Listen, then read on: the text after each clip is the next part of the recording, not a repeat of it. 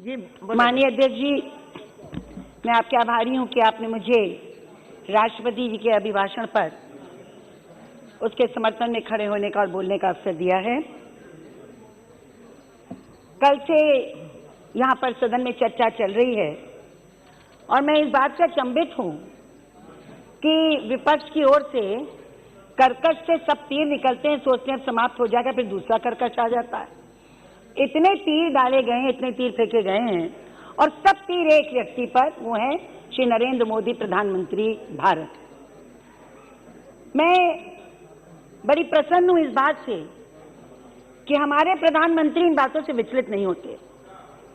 वे अडिग हैं और अडिग होकर वो निरंतर आगे बढ़ रहे हैं। उनका जो संकल्प है, उनकी जो दृष्टि है, उनका जो लक्ष्य है वो स्पष्ट है। लक्ष्य है गरीबों की उन्नति, लक्ष्य है किसानों के भविष्य को बेहतर बनाना, लक्ष्य है युवाओं को रोजगार देना, लक्ष्य है महिलाओं का सुदृढ़ीकरण करना, लक्ष्य है हर गरीब को उसका हक दिलाना। और इस बात से वो विचलित नहीं होते। यहाँ मुझे वो पंक्तियां याद आती हैं जो मैं उनके लिए कहना चाहती हूँ। जो धन है गरीबों की किस्मत का, वो उनको दिलाकर मानेंगे, हर मेहनत कश को राहत का हकदार बनाकर मानेंगे। कोई कितना भी कर्कश चला ले, तीर चला ले, हमारे प्रधानमंत्री जी हिलने वाले नहीं हैं। और ये जो राष्ट्रपति जी का अभिभाषण है, ये वास्तव में नरेंद्र मोदी सरकार का दस्तावेज है। ये उनकी सरकार की नीतियों का, उपलब्धियों का, चुनौतियों का और लक्ष्यों का दस्तावेज है। हमारे नेता विपक्ष ने कहा, अधीर रंजन चौधरी जी ने, कि dissent is the essence of democracy. I do agree with you, totally agree with you. पर ये कौन सी परंपरा है कि राष्ट्रपति के अभिभाषण का आप बहिष्कार करते हैं? ये कौन सी परंपरा है कि आपको सरकार में एक भी अच्छा लक्षण नहीं नजर आता? मुझे बड़े दुख से कहना पड़ता है कि मैंने बहुत अभिभाषण पढ़े हैं, सुने हैं, लेकिन विपक्ष की ओर से केवल एक जैसे लगता है कि एक भाव के सिंड्रोम में आप फंस गए हैं और उस विचार के सिंड्रोम से बाहर निकलना ही नहीं चाहते। और मैं यही कहूंगी कि आप वहीं फंसे रहिए, चुनाव की राजनीति करते रहिए, हम देश के निर्माण में लगे रहेंगे, प्रधानमंत्री जी के नेतृत्व में लगे रहेंगे। मुझे इस बात का भी बड़ा अफसोस है। मनीष तिवारी जी कल बोल रहे थे, मैं उनका बहुत सम्मान करती हूँ, विपक्ष में बड़े विद्वान लोग हैं, पर उन्होंने कहा कि कोविड में 10 करोड़ लोग पीड़ित हुए, संक्रमित हुए, 1 करोड़ भारत के थे, क्या किया सरकार ने? फिर बोले भाई हमारा मृत्यु दर बहुत कम था, हमें भगवान ने बचा लिया। अच्छा भाई, संक्रमण हो तो सरकार ने कर दिया, बचा लिया तो भगवान ने किया। हाँ, भगवान तो सर्वोपरि हैं, परंतु मैं आपको बताना चाहती हूं हम कैसे बचे। हम बचे क्योंकि प्रधानमंत्री की दूरदर्शिता थी, हम बचे क्योंकि हमारे स्वास्थ्य मंत्री ने परिश्रम किया, हम बचे क्योंकि हमारे फ्रंटलाइन वॉरियर्स ने, हमारे वैज्ञानिकों ने भरसक प्रयत्न किया, मेहनत की। हम बचे क्योंकि राष्ट्र एक होकर खड़ा हो गया था, इसलिए हम बचे। हम बचे क्योंकि प्रधानमंत्री में टूट विश्वास था देश का।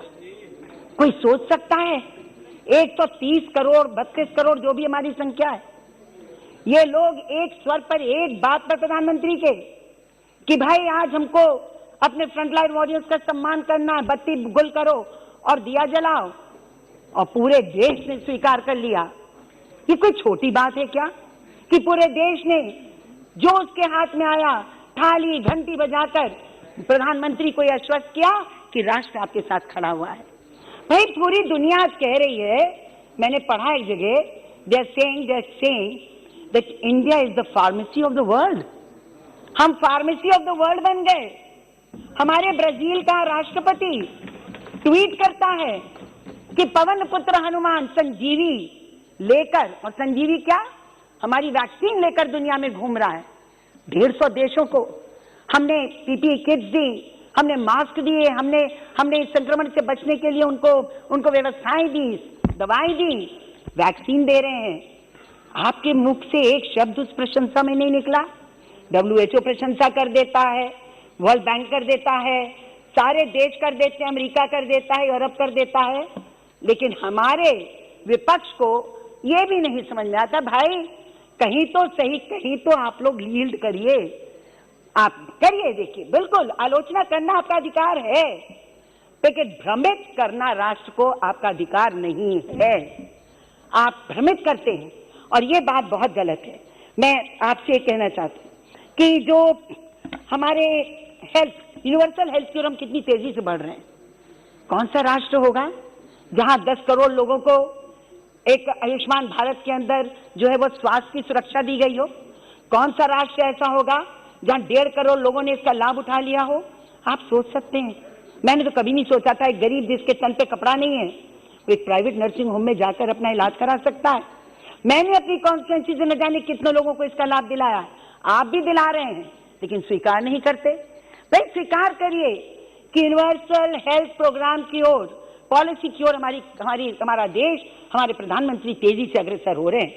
मेडिकल कॉलेजेस की बात आई, हमारी एक बहन ने बोला, हमारी एक सदस्य ने, मैं बात मानती हूँ।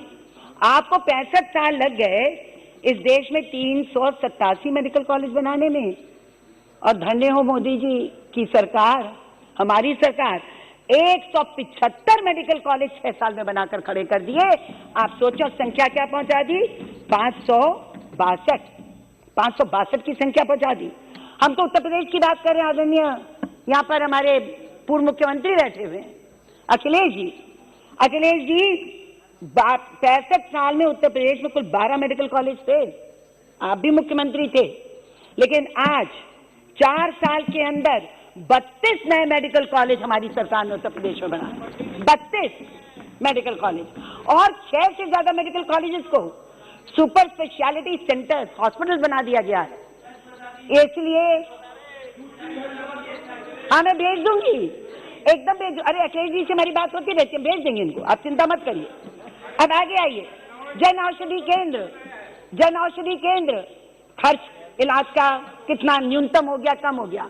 हार्ट एलिमेंट हो, किडनी हो, लिवर हो, बड़े से बड़े बीमारी में जहां लाखों लगते थे हजारों में इलाज हो रहा है। और मैं तो इतनी प्रसन्न हूं महिलाओं के संदर्भ में कि ग्रामीण क्षेत्रों में 1 रुपए पे सैनिटरी नैपकिन मिल रहा है महिलाओं को। कोई सोच नहीं सकता था कि इस प्रकार की व्यवस्था इस राष्ट्र में हो सकती है। मैं ये आपसे ये भी तथ्य है जिसको हम नहीं नकार सकते। मिशन इंद्रधनुष, टीकाकरण, वही जेई जो हमारे गोरखपुर में और पूर्वांचल में 600 से ज्यादा मौतें हर साल हो जाती थी, जिसके कारण मृत्यु हो जाती थी, आज वो घटकर 6 पे आ गया है मृत्यु दर। इतना अच्छा प्रबंधन हुआ है। और कैसे हुआ? 112 जिलों को आकांक्षी जिले घोषित किया गया। उत्तर प्रदेश में भी आकांक्षी जिले जिक्र किया था जगदम्बिका पाल जी ने। उन आकांक्षी जिलों में चाहे स्वच्छ पेयजल हो, हमारा जो सफाई का अभियान हो, शौचालय हो, मेडिकल कॉलेज हो, आईसीयूज हो, CIUC हो, बच्चों के लिए ICU हो, ये सब बनाया गया। और मुझे बहुत कहने में गर्व होता है कि आकांक्षी जिलों को जिस तरह से बनाकर गुर्बत को और बीमारी को दूर किया जा रहा है, वो भी एक महत्वपूर्ण बात है। अब MMR को आ जाइए, टीकाकरण का लाभ देख रहे हैं, मातृ सुरक्षा योजना का, मातृ सुरक्षा योजना का देखिए, और जो जिस प्रकार का प्रबंधन कर गया गर्भवती महिलाओं के लिए मुफ्त में उत्तर प्रदेश में और जगहों पे भी हो रहा होगा। उन लोगों का अल्ट्रासाउंड होता है, राष्ट्रीय स्तर पर गर्भवती महिलाओं का हर महीने फ्री जांच होती है 9 तारीख को। और इसी का असर है कि भारतवर्ष में जो हमारे MMR है, मैटरनल मोर्टेलिटी रेट, यानी मातृ मृत्यु दर, वह 2 साल में 2016 से 2018 के बीच बोल रही हूँ, बात का आंकड़ा मुझको नहीं मिल पाया, 2 साल में वह मृत्यु दर 130 से घटकर 113 हो गया। मैडम 113, सोच सकते 2 साल की उपलब्धि। तो हो रहा है प्रयास। अब 65 साल की जो कह सकते काई है, आप कहें 6 साल में निकाल दो, तो हाँ निकल रही है, तेजी से निकल रही है। हम बहुत तेजी से आगे बढ़ रहे हैं। किसानों के संदर्भ में लगातार चर्चा है। अभी आदरणीय पंडित जी ने भी चर्चा की। मैं पहले तो गुरुदेव रविंद्रनाथ ठाकुर जी की एक बात आपके सामने रखूंगी। मैंने पढ़ा था उनका एक वक्तव्य, उनका एक लेख, जिसमें उन्होंने 1907 में सब जिम्मेदारों से एक अपील की थी। उन्होंने कहा था, जिसका मंतव्य यह है कि यदि जमींदारों से उन्होंने अपील करते हुए कहा, यदि वे गरीब किसानों को अपने चंगुल से मुक्त कर स्वतंत्र एवं सशक्त नहीं होने देंगे तो उनके पक्ष में चाहे कितने भी कानून बना लीजिए, कितने भी अच्छी सरकार हो, उनको आप बचा नहीं सकते। अब मैं पूछना चाहती हूँ विपक्ष से कि आप खुद कहते थे कि किसान को उसकी उपज का दाम नहीं मिल रहा, आप अभी भी कह रहे हैं किसान गुर्बत में है, हालत खराब है। आप अभी भी कहते हैं कि मंडियां ठीक नहीं है, आदरणीय अखिलेश जी ने कहा उनको दाम नहीं मिल रहा है। मैं आपसे कहना चाहती हूँ और पूछना चाहती हूँ, अगर ऐसी स्थिति में एक राष्ट्र एक बाजार हमारे प्रधानमंत्री ने कहा तो क्या गलत किया? अगर ऐसी परिस्थिति में अगर एपीएमसी के साथ साथ उन्होंने एक वैकल्पिक व्यवस्था राष्ट्र को देने की कोशिश की तो क्या गलत किया? मैं आपको स्मरण दिलाऊं, कोविड के दौरान मैंने एक बयान पढ़ा बहुत बड़ा, वाईएसआर कांग्रेस के जो हमारे मुख्यमंत्री हैं आंध्र के, उन्होंने कहा कि इस नीति के कारण, ओपन बाजार के कारण हमारे प्रदेश का जो टमाटर सल गड़ जाता था वह अब दिल्ली के गाजीपुर मंडी में जा रहा है और हमारे किसानों को करोड़ों का लाभ हुआ है, सैकड़ों करोड़ों का लाभ हुआ है। और अभी चर्चा के दौरान हमारे महाराष्ट्र से जो हमारी सांसद हैं, उन्होंने भी कहा कि हमारे महाराष्ट्र की सब्जियों को बहुत बेहतर दाम मिल रहे हैं खुला हुआ बाजार होने से। भाई, तो खुला हुआ बाजार तो अच्छा है, आप क्यों बांध के रखना चाहते हैं किसानों को एक व्यवस्था से? उनको खोल दीजिए, जाने दीजिए, जहां बेचना चाहते हैं बेचने की उनको अनुमति दें। पंडित जी को दुख हो रहा था, होना भी चाहिए, इसलिए होना चाहिए कि जितना भी धान और गेहूं खरीदा जाता है वही सबसे ज्यादा खरीद होती है सरकारी, और 80% तो पंजाब और बिहार और हरियाणा से होती है। बाकी देश में कौन सुखाहट है? राजनीतिक दल चला रहे हैं अन्य प्रदेशों में किसानों का आंदोलन, किसान नहीं चला रहा है, मेरे क्षेत्र में भी नहीं चला रहा है। तो मैं ये आपसे कहूं, किस चीज की हमको नाराजगी है? हमको नाराजगी कि हम स्वामीनाथन की कमीशन की रिपोर्ट को लागू कर रहे हैं। हमसे क्या ये नाराजगी है कि कॉन्ट्रैक्ट सिस्टम में, कॉन्ट्रैक्ट खेती में हमने जो सुविधाएं दी हैं वो अन्य निधि पंजाब की मैं पूछना चाहती हूँ। आपका जो कॉन्ट्रैक्ट सिस्टम है उसमें क्या प्रावधान है? उसमें प्रावधान है कि अगर कॉन्ट्रैक्ट का उल्लंघन हुआ तो 3 साल की सजा किसान को हो सकती है। उसमें प्रावधान है कि 5 लाख की पेनाल्टी भी लग सकती है। और नरेंद्र मोदी जी की सरकार ने क्या प्रावधान किया है कि कुछ भी हो जाए किसान को 1 पैसे की पेनाल्टी नहीं देनी पड़ेगी। हाँ, जो आपका करार जिस तरह का होगा, जिस दाम पर होगा करार, अगर आप उससे निकलना चाहेंगे तो आप कभी भी निकल सकते हैं, लेकिन अगर कॉन्ट्रैक्टर चाहेगा तो निकल नहीं सकता। नहीं मैम, सब तो इतना बोले, हम तो अभी 10 मिनट बोले हैं, तो जब 5-7 मिनट और दे दीजिए, हम समाप्त कर दें। नहीं, कोई बात नहीं, 5 मिनट और दे दीजिए। सबको आपने 30-40 मिनट दिए, बस 5 मिनट दे। नहीं, मैं बहुत आदमी बोलने वाला है, बहुत। अब मैं थोड़ा महिलाओं के संदर्भ में बोल दूं और बंद कर दूंगी। मुझे खुशी है कि महिलाओं के संदर्भ में यहाँ चर्चा हुई, और आज आपको भी धन्यवाद दूंगी कि बहुत सारी महिलाओं को बोलने का अवसर मिला है। अब जब मैं बात करूं महिलाओं की, तो महिलाओं के सशक्तिकरण का में बहुत ज्यादा मैं समझती हूँ सार्थक परिणाम सरकार के कदम के आए हैं। इन्होंने कहा बेटी बचाओ बेटी पढ़ाओ, उज्ज्वला योजना, आवास योजना, स्वच्छ भारत अभियान। अब मैं ये पूछना चाहती हूँ, और इसी के साथ साथ जोड़ लीजिए जो हमारा आयुष्मान, जो हमारे अन्य योजनाएं, चाहे वो आपको किराए देने का हो, आपको ऋण देने का हो, तो मैं विपक्ष से एक बात पूछना चाहती हूँ।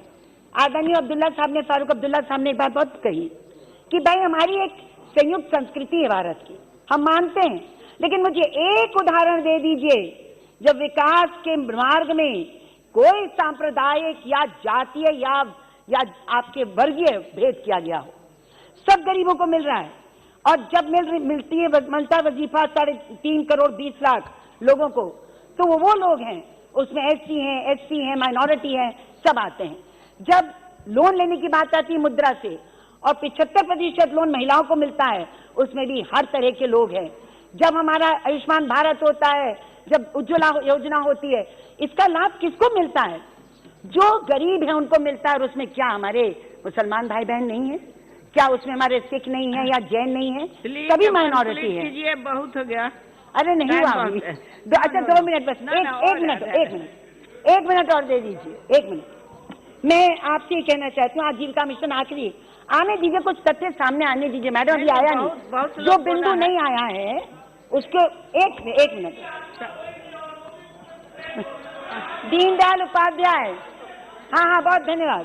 दीनदयाल उपाध्याय आजीविका मिशन, एक उदाहरण दूंगी बस, बहुत आंकड़ों का शौक है सबको। आजीविका मिशन में आइए, महिलाओं की आर्थिक स्थिति कैसे बदल रही है। देखिए, स्वयं सहायता समूह का आप जरा आंकड़ा बस देख लीजिए, इसके बाद में बंद करती हूँ। 2014 में देश में 20 लाख समूह थे और 2 करोड़ महिलाएं उससे जुड़ी हुई थी। और 2014 में 20 लाख समूह थे और 2 करोड़ महिलाएं जुड़ी थी। और 2020 में आज अगर आप देखें तो 2 करोड़ हमारे 60 लाख हमारे समूह हैं और उसमें 7 करोड़ 50 लाख महिलाएं जुड़ी हुई हैं।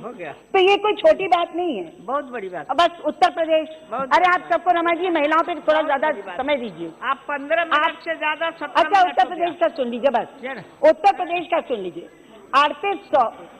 2014 में 3800 समूह थे और आज 3,50,000 समूह हैं और उसमें कितनी महिलाएं जुड़ी हैं? 38 लाख महिलाएं जुड़ी हुई हैं। मेरे अपने क्षेत्र में एक विधानसभा है कोरांव, बहुत आदिवासी गरीब इलाका है दलितों का। मैं आपको बताऊं आदरणीय अध्यक्ष जी, एक भी समूह नहीं था और 4 साल में 1700 समूह बन चुके हैं एक विधानसभा में। तो इन सब बातों को ध्यान में रखते हुए मैं आपके बस अंत में बस एक शेर तो सुन लीजिए, थोड़ा बहुत गंभीर बात हो। राहे जुनून शौक में बढ़ने तो दे कोई, राहे जुनून शौक में बढ़ने तो दे कोई, मंजिल जगह जगह ना बना दूं तो बात किया। ये है हमारे प्रधानमंत्री आदरणीय नरेंद्र मोदी। बहुत अच्छा, चलिए।